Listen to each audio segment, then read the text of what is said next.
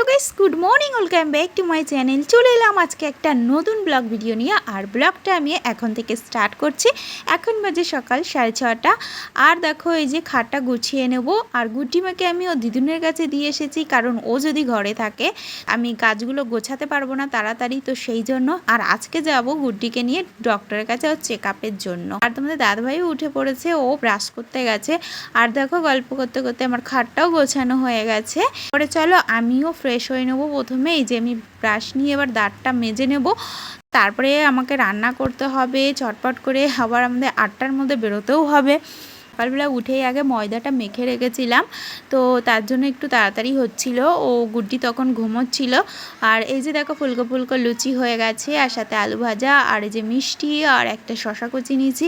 আর বলো না, কাজ করতে করতে মানে কাজের শেষই নেই। এর মধ্যে দেখো নোংরার গাড়িটাও চলে এসেছে। আমি নোংরাগুলো ফেলে স্নানটা সেরে একবারে ঘরে চলে এসে রেডিও হচ্ছি, দেখতেই পাচ্ছ তোমরা। আর এখন আমরা পুরো রেডি হয়ে গেছি, তোমাদের দাদাভাই গাড়ি বুক করছে।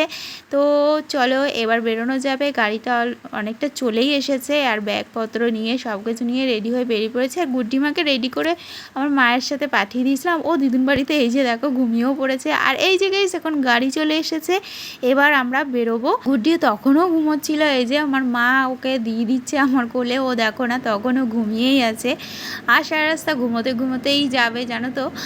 ও সারা রাস্তা একদমই আমাকে জ্বালাতন করে না, ঘুমোতে ঘুমোতে যায়।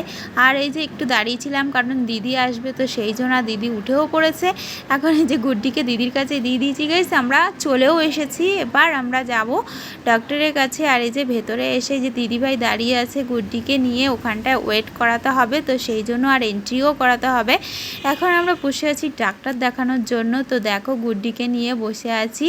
আর জানো তো খুব ঠান্ডা ছিল, এসি চলছিল অনেক, মানে প্রচণ্ড ঠান্ডা ছিল, সেই জন্য গুড্ডিকে ঢেকে ঢুকে বসেছিলাম।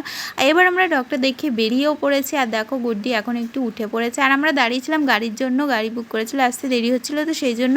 আর আমরা গাড়িতে উঠেও পড়েছি। এবার আমরা চলে যাবো সোজা বাড়িতে। বাইরে প্রচণ্ড গরম, আর এই গরমে একদমই ভালো লাগে না। তো গাইস চলো ভিডিওটা এই অবধিই। ভালো লাগলে লাইক, কমেন্ট, শেয়ার অ্যান্ড চ্যানেলটিকে সাবস্ক্রাইব করে আমার সাথে থেকেও। দেখা হবে নতুন ভিডিওতে। Bye bye, take care.